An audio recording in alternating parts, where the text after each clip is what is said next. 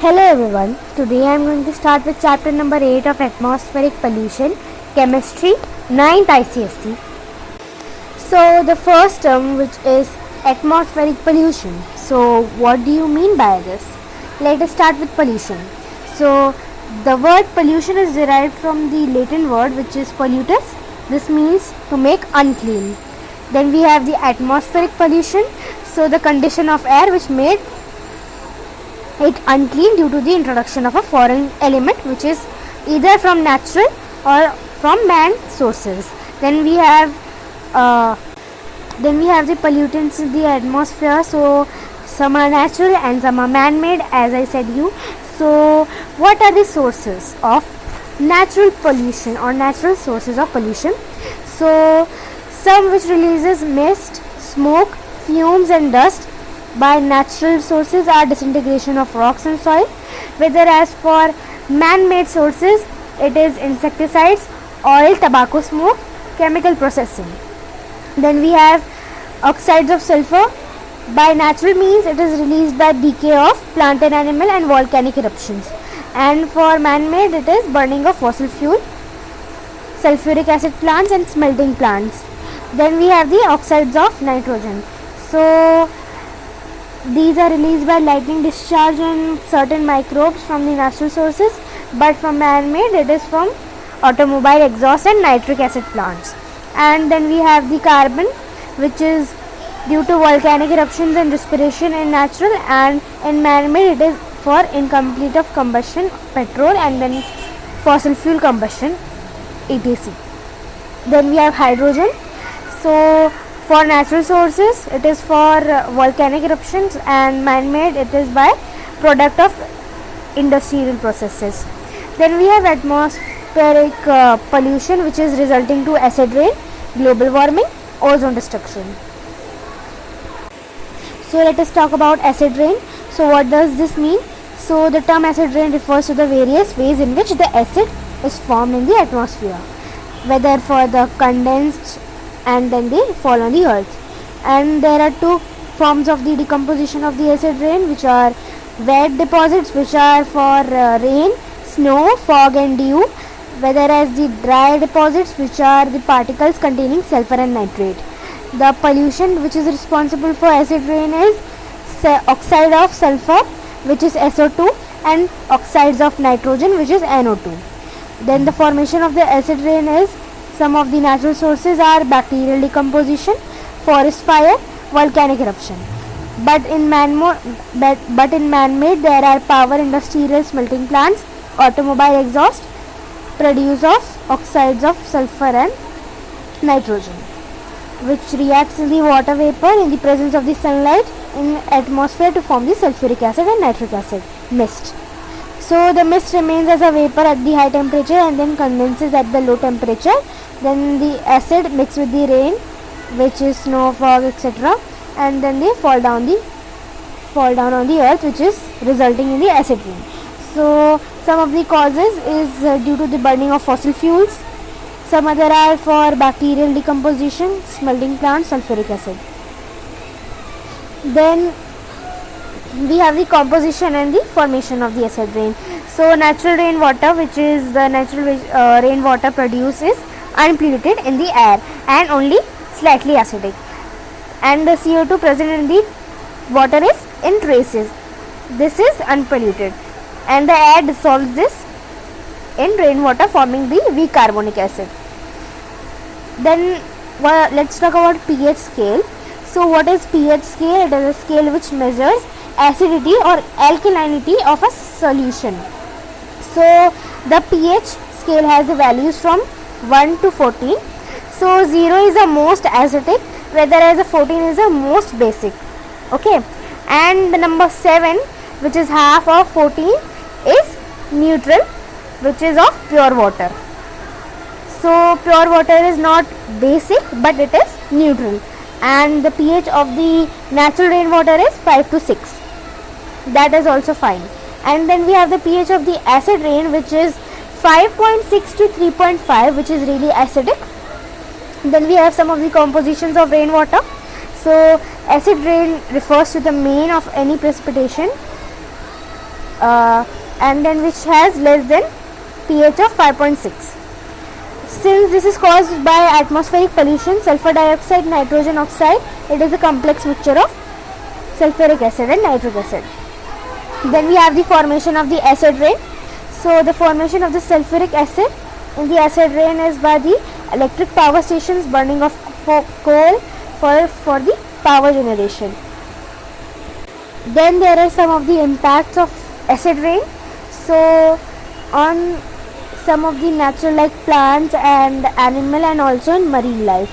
So it affects the marine organisms and it changes the pH level of the environment.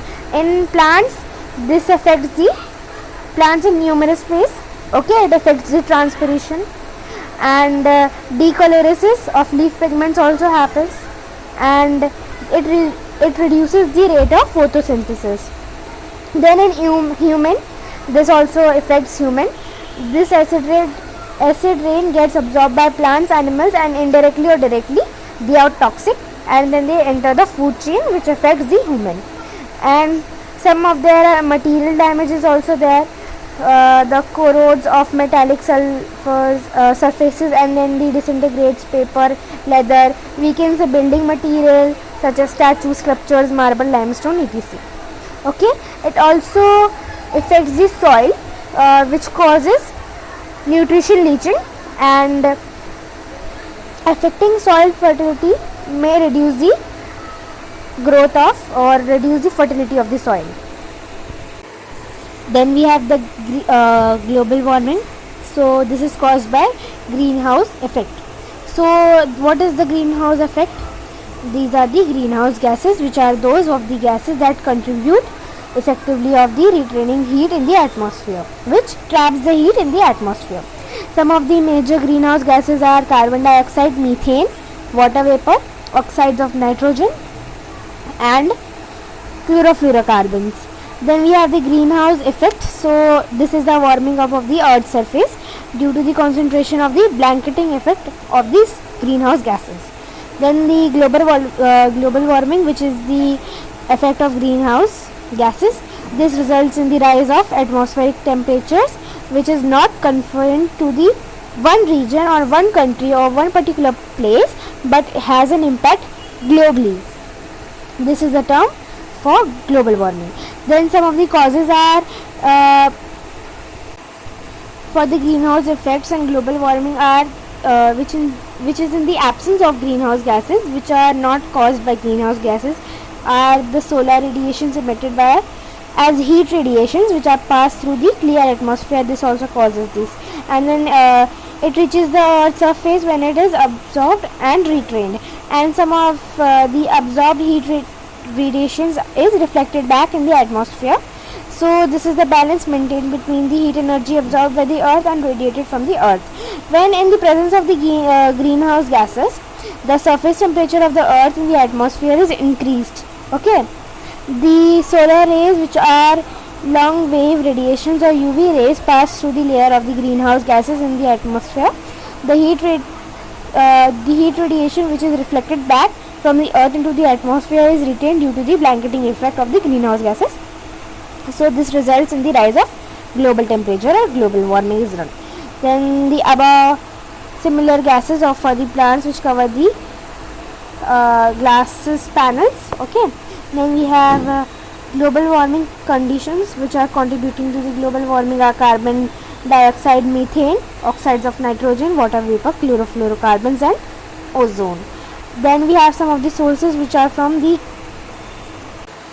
carbon dioxide. So some of the natural sources are respiration, as we release carbon dioxide, and some of the natural degradation of the animal and plant also is there. Then we have man-made sources for the causing of the carbon dioxide, which is the combustion of the fossil fuel and industrial activities, chemical industries, then also in exhaust of automobiles. Then we have methane. Methane is natural sources which are caused by decay of bacterial decay, and then we have natural gas which also makes methane, and then we have coal pockets, and some of the man-made sources are agricultural activities, chemical processes. Then oxides of nitrogen are for the natural sources. These are anaerobic respiration, which causing the oxides of nitrogen, and also man-made activities like agricultural activities, automobile exhaust, burning of biomass. Then we have water vapor. This is the transpiration and evaporation in the plants. And then we have some chlorofluorocarbons, which are not by natural sources. These are not made by natural one, but as man-made. These are for chemical use for the cool plants and ACs, cleaning solvents, as aerosols within the atmosphere. Then we have some of the impacts of global warming, which are some of the geographic impacts are the global warming increase the melting of the ice caps, which results in the rise in the sea level, causing the coastal flooding and erosion. And then we have climatic causes, which are the tropical regions experience more rainfall, and the northern latitude experience shorter and wetter winters. Some of the impact on ecosystem is that this causes large scale destruction of the ecosystem and extinction of the species. And some of the ways which we can reduce global warming is by using different fuels. Some of the different fuels are LPG, which is liquefied petroleum gas, and LNG, which is the liquefied natural gas, and CNG, which is the compressed natural gas. And other ways to use forms of energy, which is solar energy, wind energy, hydropower energy, hydrogen energy, etc. Then some of the other ways of reducing greenhouse gases by reducing the burning of forest, formulate new ecosystem, which is eco-friendly policies, which is having eco-friendly policies through the government organization, and inducing more growth of the plantations and forest. Okay, promoting more afforestation. Afforestation is the planting of the plants. Then we have ozone depletion. So what is ozone depletion? Ozone is the natural constituent of the atmosphere, as we know. This is a bluish explosive gas which is pronounced odor. Then we have ozone layer, which is in the layer of the Earth's atmosphere, which is containing a relatively high concentration of ozone. It absorbs 97 to 99% of the sun's high frequently UV rays, then which is damaging the life of Earth.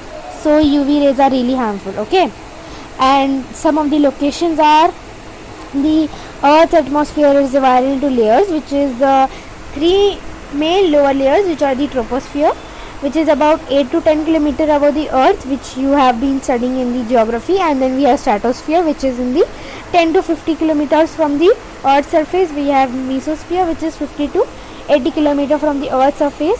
So ozone is mainly located approximately 20 to 30 kilometer, which is in the stratosphere. Then we have the discovery of the ozone. So how was this discovered? The discovery of the ozone is made in 1913 by the French physicist, which is the Charles Fabry. So some of the properties which were explored in details by British scientist, which was G. Dobson, who developed the instrument, which is Dobsometer, which could be used to measure the stratospheric ozone from the ground level. Then some of the distributions of the ozone layer in the stratosphere. The thickness of the ozone layer varies geographically, seasonally, and it is thicker near the equator and near the and this is the larger towards the pole, and it is generally thicker during the spring in the northern hemisphere. Okay, and some of the formation process which is for ozone is this: ozone is formed in the stratosphere, as we know now. It is highly energetic ultraviolet radiations from the sun, and breaking the oxygen molecules into O2, which is into two oxygen atoms. Okay, so the chemical reaction is called as photodissociation or photolysis.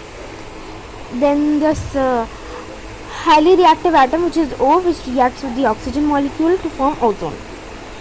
Ozone is also broken down into stratosphere, which is in unpolluted air containing minimum chemical compounds. Unstable ozone molecule O3 is present in the solar radiation, may split into the molecular oxygen, which is O2, which is an atmospheric oxygen.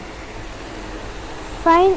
So a balance is distributed by releasing a chemical, which is such as chlorofluorocarbons, which contain the atomic chlorine or bromine, and the other free radicals which break the ozone molecule, causing ozone depletion. Okay, functions of the ozone layer in the atmosphere is it prevents harmful ultraviolet rays from the sun reaching the earth's surface. Then we have ozone layer thus protects the human, animal, plants, earth's surface from the harmful UV rays. Then ultraviolet radiations and its effects are, the term UV rays is a form of the electromagnetic radiations with the wavelength which is less than those of visible light. So these are based on the wavelength. They are referred as the UVA, which is 400 to 315 Mn, and UVB, which is from 315 to 280 Mn. Mn is called as nanometer. Okay, this is a unit of measuring. Then some of the effects of UV radiations are UVA radiation is significantly less harmful. Okay, but this causes genetic damage to living organism, and UVB is more harmful and it also causes damage to human, plants and animals. Okay, and what kind of harm is there to humans and animals? Skin burn, skin cancer, eye cataract, eye damage, early aging of the skin, weakening of the immune system, disrupting of the function of DNA, severe damage of the cell of animals. This is also that. And then damage of plants are regards plant growth, inhibits pollen germination, reduces chlorophyll content, affects the quality of vegetable, increase harmful mutations and disrupts ecosystem. So the depletion of the ozone layer allows more UV radiations to reach the earth. Okay, now ozone depletion. So destruction of the ozone layer is by some chemicals which are responsible, which are chlorofluorocarbons, CFC and CFCl3.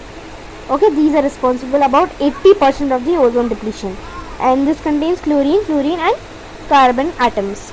This is used as a chemical in the aerosol sprays, coolants in refrigerator, ACs, etc. The causes of the ozone destruction the depletion is the chemical responsible for the ozone depletion on the stable which are stable on the earth but broken down by the UV radiations in the stratosphere. Some preventive measures to protect the ozone layer is by using the product which contains CFC to be replaced by the alternative products. Okay, so by not using CFC product, and by the internal treaty which is the Montreal Protocol, which was initially to prevent ozone depletion. This was all about this chapter. I hope you understood, and it is a really simple chapter. I just explained it in 18 minutes. So it is a really small chapter. I hope you liked the video. Make sure to subscribe. Till then, keep learning. Bye.